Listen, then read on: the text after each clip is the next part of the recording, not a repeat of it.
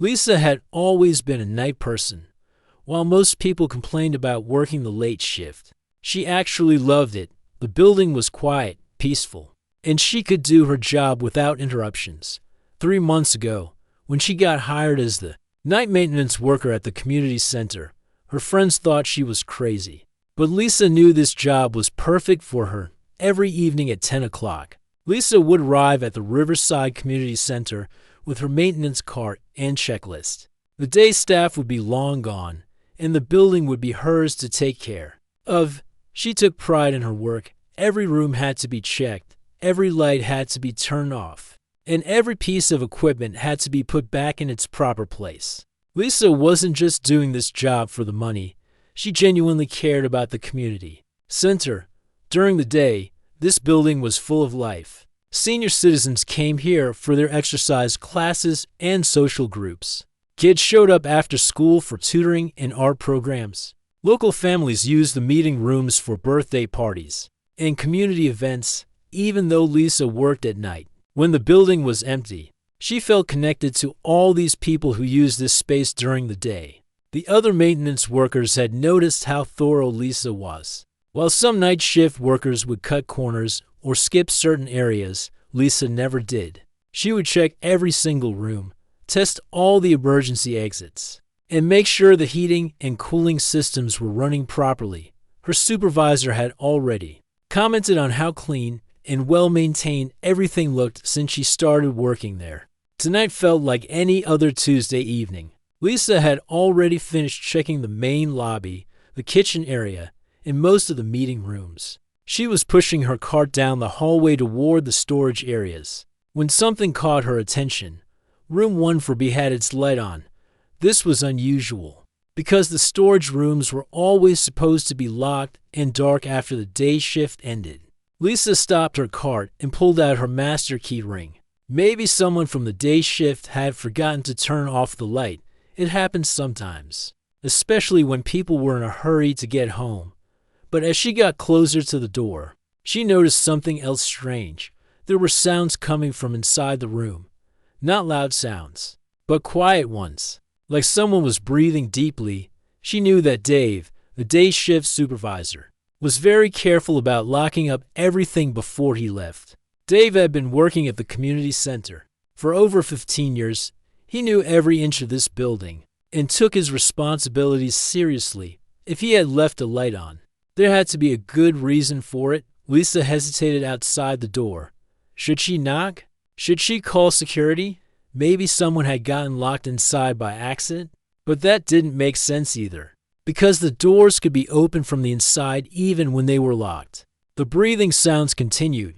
They were steady and peaceful, like someone who was completely relaxed. Lisa realized that someone might actually be sleeping inside the storage room, but who would be sleeping in there, and why? Her mind started racing with possibilities. Maybe a homeless person had somehow gotten into the building and was using the storage room as a place to sleep.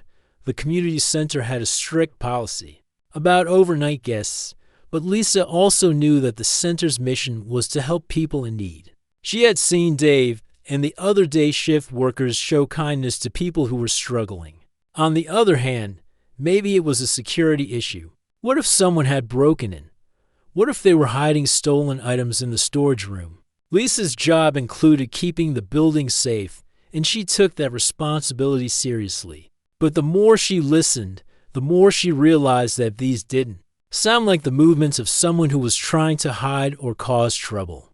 The breathing was too calm, too natural. It sounded like someone who had simply fallen asleep while doing something completely normal. Lisa looked at her watch. It was almost midnight. She still had several more rooms to check before her shift ended at 6 in the morning. But she couldn't just walk away from this situation. Whatever was happening in room 140, she needed to figure it out. She took a deep breath and slowly turned her master key in the lock. The door opened quietly, and Lisa peered inside. What she saw surprised her more than anything she could have imagined. There, sitting at the workbench with his head resting on his arms, was Dave. His toolkit was spread out all around him, and he was fast asleep. Lisa stood there for a moment, not sure what to do. Dave looked exhausted.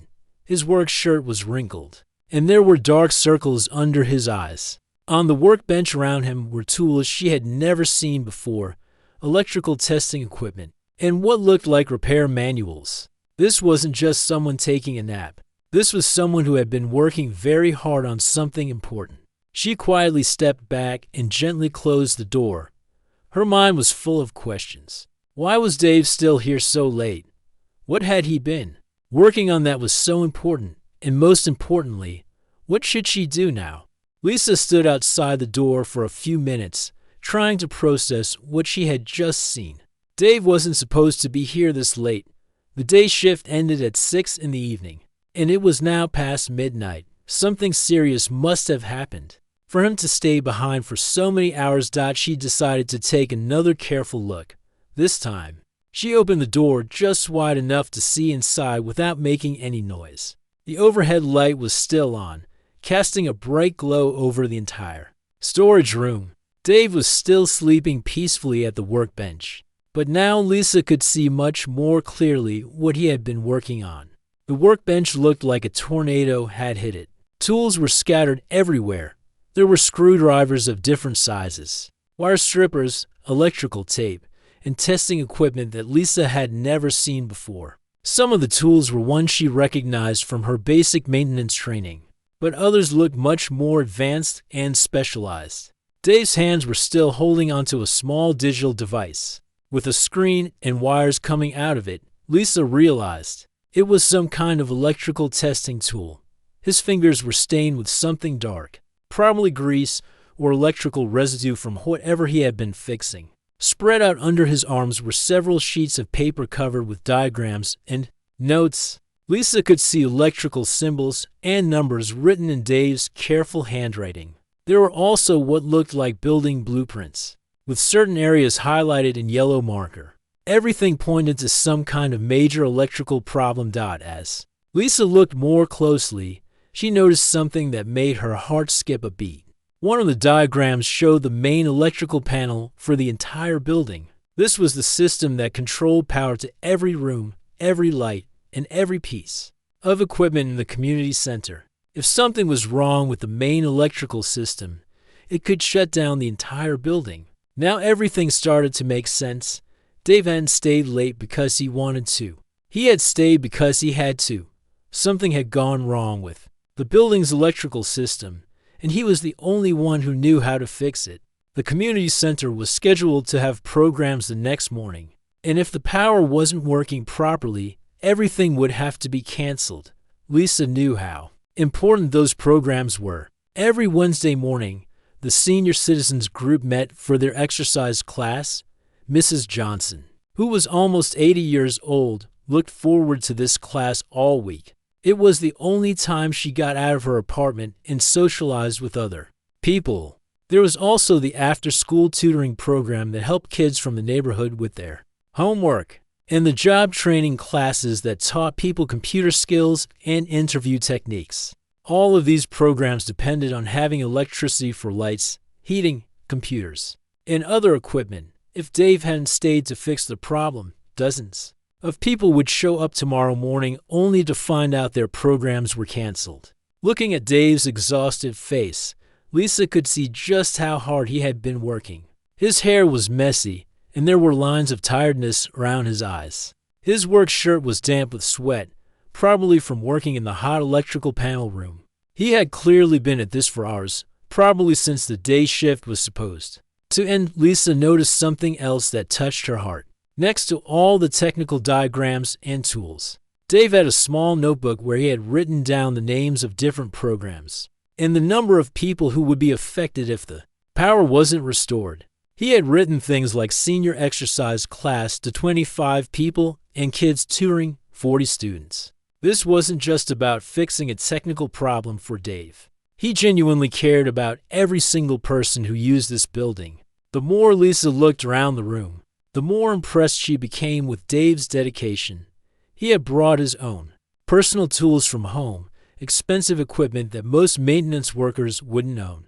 He had printed out technical manuals and electrical codes from the internet. He had even brought his own work lamp to make sure he could see properly while making the repairs. But what impressed Lisa the most was a small piece of paper taped to the wall above the workbench. It was a schedule showing all the programs that were supposed to happen the next day, with the times and the number of people expected to attend each one. Dave had been looking at this schedule while he worked, reminding himself of exactly who he was working so hard to help.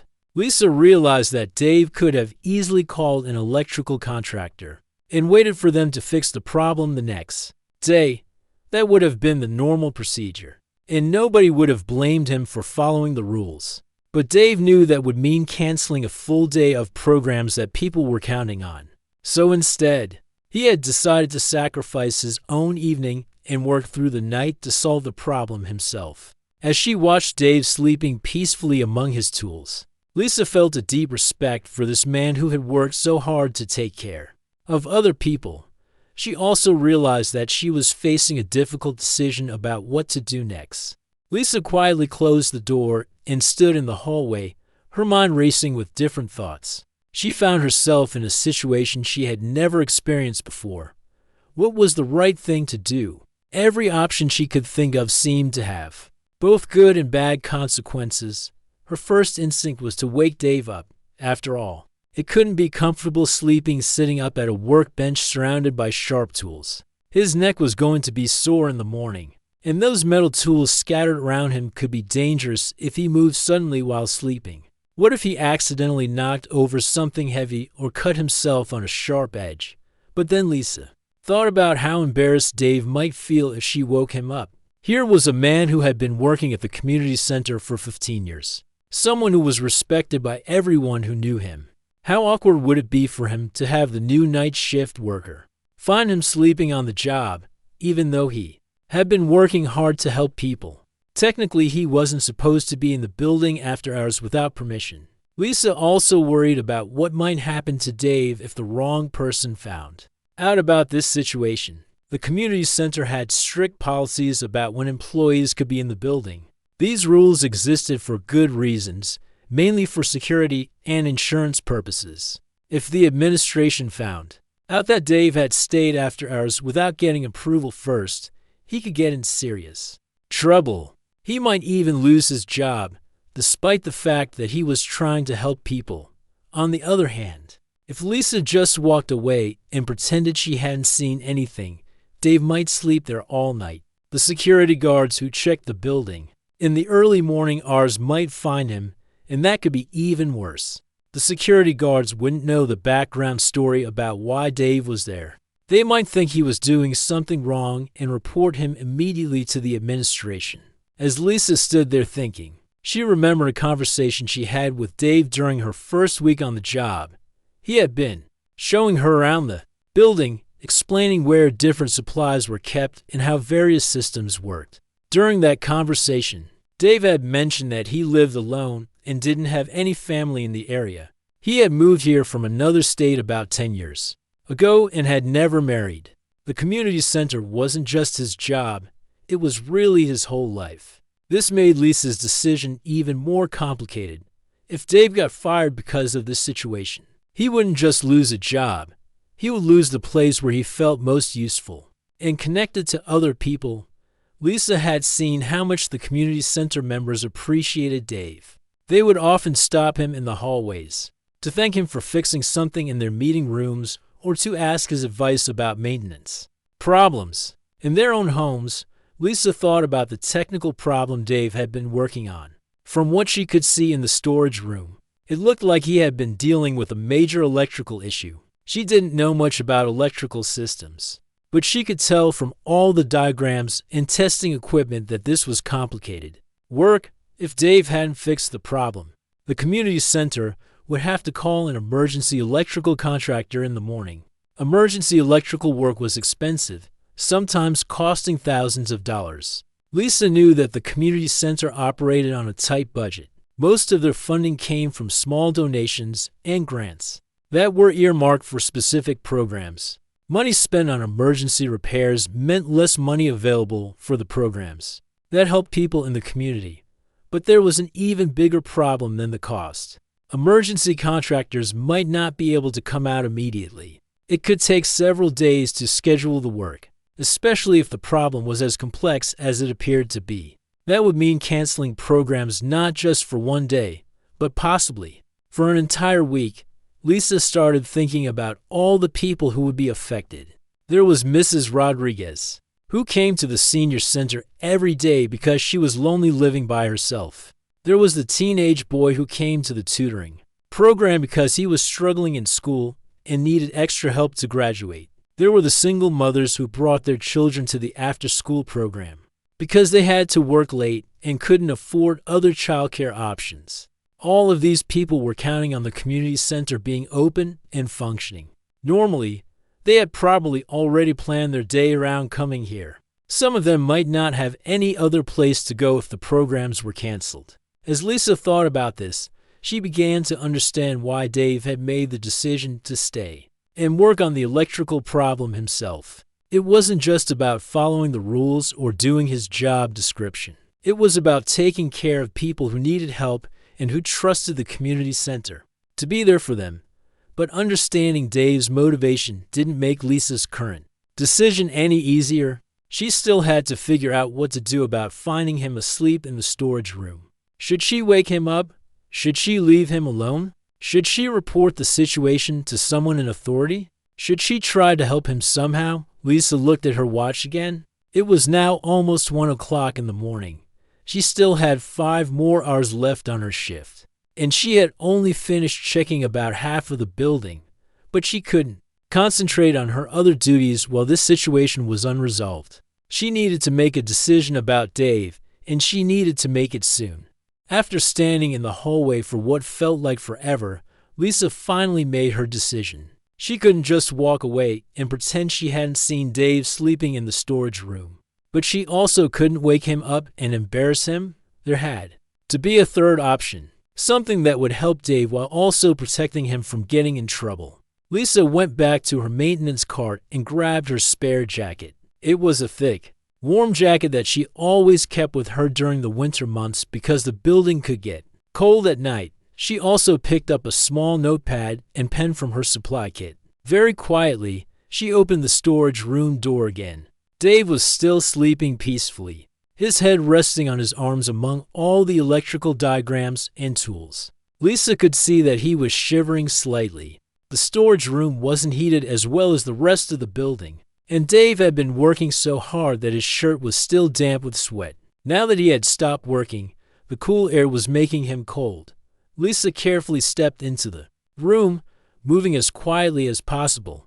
First, she looked at all the scattered tools on the workbench. Some of them were sharp, and a few were positioned where Dave might accidentally knock them over if he moved in his sleep. She gently moved the dangerous tools to a safer spot on the other side of the workbench, making sure they were still organized so Dave would be able to find them when he woke up. Next, she took her jacket and very gently draped it over Dave's shoulders. He stirred slightly but didn't wake up. The jacket would help keep him warm while he finished getting the rest he obviously needed. Lisa noticed that Dave looked much more peaceful now, and he had stopped shivering. But Lisa's most important task was still ahead of her. She needed to understand exactly what Dave had been working on so she could help protect him from getting in trouble. She carefully examined all the diagrams and notes spread out on the workbench, trying not to disturb anything. From what she could see, Dave had been working on a major problem with the building's main electrical panel. According to his notes, several circuits had failed earlier that day, causing power problems throughout the building. If these circuits weren't repaired, large sections of the community center would be without electricity the next morning. Lisa looked more closely at Dave's work notes. He had written down a detailed timeline of everything he had done. At 3 o'clock in the afternoon, he had first noticed flickering lights in the main conference room. By 4 o'clock, he had traced the problem to the electrical panel and realized it was much more serious than a simple burned-out bulb. By 5 o'clock, he had called an electrical contractor, but they couldn't come out until Friday. 3 days away, that's when Dave had made the decision to try to fix the problem himself. According to his notes, he had stayed after his shift, ended to work on the repairs. He had been at it for over 6 hours, testing circuits, replacing damaged components, and making sure everything was working safely. Lisa was amazed by how thorough Dave's documentation was. He had written down every step he had taken, every part he had replaced, and every test he had performed. This wasn't someone cutting corners or doing sloppy work. This was someone who understood that electrical work had to be done carefully and safely. But the most impressive thing Lisa found was a folder filled with certificates and training records. Dave hadn't just been guessing about how to fix the electrical problem. He actually had formal training in electrical systems. The certificates showed that he had completed advanced courses in electrical repair and safety. He was qualified to do this kind of work, even though it wasn't part of his normal job duties at the community center. Lisa realized that Dave had probably saved the community center thousands of dollars by doing this. Repair himself instead of waiting for an emergency contractor. More importantly, he had made sure that all the programs scheduled for the next day could go on as planned. Now Lisa understood what she needed to do. She sat down at the other end of the workbench and started writing a detailed report about what she had found. She described the electrical problem, the repair work that Dave had completed, and the fact that his work had prevented a building shutdown that would have affected dozens of community programs.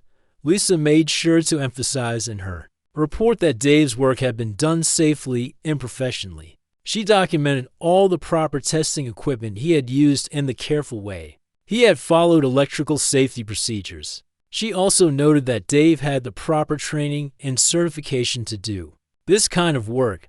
But Lisa didn't stop there. She spent the next hour going through the building and testing all the electrical systems that Dave had worked on. She turned lights on and off, checked electrical outlets, and made sure everything was working properly. Everything Dave had repaired was functioning perfectly. Lisa also took photographs of Dave's work area, showing all the professional equipment he had used and the careful documentation he had kept. These photos would prove that Dave had approached this job with the same level of professionalism that any licensed contractor would have used. Finally, Lisa wrote a note to Dave explaining what she had done. She told him that she had found him sleeping after completing important repair work, and that she had documented everything to make sure he would be recognized for his dedication. Rather than criticized for staying after hours, Lisa left the note, where Dave would see it when he woke up, right next to his organized tools and completed paperwork. She also left her business card so Dave would know how to contact her if he had any questions about her report. The next morning, Dave woke up confused and stiff from sleeping at the workbench for a moment. He couldn't remember where he was or why his neck hurt so much. Then he saw all the electrical tools around him and remembered the long night he had spent fixing the building's power system. As Dave sat up and stretched, he noticed several things that surprised him. First, someone had covered him with a warm jacket that wasn't his. Second, all of his tools had been organized neatly and safely, which wasn't how he remembered leaving them. Third, there was a handwritten note propped up against his toolbox, with his name on it. Dave picked up the note and read it carefully. As he read Lisa's explanation of what she had found and what she had done to help him, his eyes filled with tears. He had been so worried about getting in trouble for staying after hours that he hadn't slept well. For weeks, the electrical problem had been weighing on his mind, and he had been dreading the thought of having to disappoint all the people who depended on the community center's programs. But instead of getting him in trouble, Lisa had actually documented his work in a way that made him look like a hero. She had taken the time to understand what he had been trying to accomplish, and had made sure that his supervisor and the building administration would see his actions in the right light. Dave looked at his watch and realized it was almost 7 in the morning. The community center would be opening soon, and people would start arriving for their morning programs. He quickly packed up his tools and headed to the main electrical panel to do one final check of his repair work. Everything was working perfectly. The lights came on normally, the heating system was running smoothly, and all the electrical outlets were providing proper power. Dave felt a sense of pride and relief that he hadn't experienced in months. He had solved a complex problem, saved the community center money, and made sure that important programs could continue as scheduled. When Dave got to his office that morning, he found a message asking him to meet with the building supervisor. For a moment, his old worries came back. Maybe Lisa's report hadn't been enough to protect him from getting in trouble. Maybe the administration was still going to be angry about him staying after hours without permission. But when Dave walked into the supervisor's office, he was greeted with smiles and congratulations. The supervisor had read Lisa's detailed report and was impressed by Dave's dedication and technical skills. Instead of being criticized, Dave was being praised for going above and beyond his normal job duties to help the community. The supervisor explained that the building administration had been worried about the increasing cost of emergency repairs and had been looking for ways to handle more maintenance work in-house. Dave's electrical skills and professional approach to the repair work showed that the community center already had the expertise they needed on their own staff. Over the next few weeks, Dave's relationship with his co-workers, especially Lisa, changed in wonderful ways. Lisa would often stop by Dave's office during her shift to ask questions about building maintenance and to share information about things she had noticed during her nighttime rounds. Dave was happy to teach her about the building's systems and to share the knowledge he had gained during his 15 years of experience. Dave also started mentoring Lisa in more advanced maintenance techniques. He showed her how to read electrical diagrams, how to use testing equipment safely, and how to identify problems before they became emergencies. Lisa was eager to learn, and Dave discovered that he enjoyed teaching someone who was genuinely interested in doing quality work. The community center administration was so impressed with Dave's electrical repair work that they decided to send him to additional training courses and to give him a new job title that recognized his advanced skills. They also created a new policy that allowed experienced maintenance staff to work after hours on emergency repairs, as long as they followed proper documentation and safety procedures. But the most meaningful change for Dave was the way the community center members started treating him. Word had gotten around about how Dave had worked through the night to make sure their programs wouldn't be canceled. People started stopping him in the hallways to thank him personally for his dedication. Mrs. Rodriguez, the elderly woman who attended the senior exercise program, brought Dave homemade cookies and told him how much it meant to her that he had made sure her class could meet as scheduled. The teenagers in the tutoring program started calling him Mr. Fix-It and would ask his advice about science projects that involved electrical components. Dave realized that his decision to stay and fix the electrical problem had been about more than just following rules or doing his job. It had been about taking care of a community of people who trusted him and depended on him. And Lisa's decision to help and protect him had shown him that he wasn't alone in caring about these people. 6 months later, when Lisa was promoted to assistant building supervisor, Dave was the first person to congratulate her. He had watched her grow from a new employee who was eager to learn into a confident professional who shared his commitment to taking excellent care of the community center. The storage room where Lisa had found Dave sleeping that night became a symbol of their friendship and professional partnership. Whenever they had to work on complex repair projects, they would use that room as their planning center, spreading out diagrams and organizing tools just like Dave had done that night. And sometimes, when they were working late on important projects, they would remember that night when a simple act of kindness and understanding had changed both of their lives for the better.